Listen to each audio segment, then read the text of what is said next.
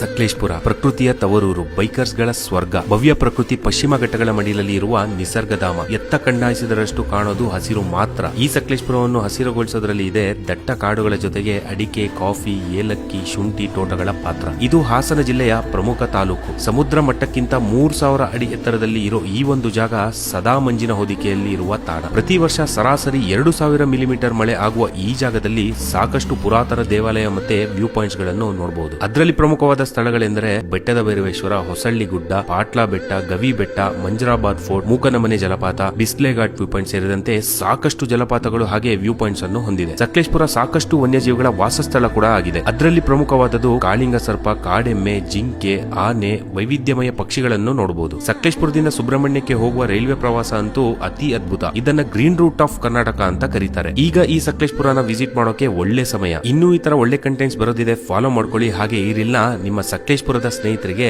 Forward ಕೂಡ ಮಾಡಿ.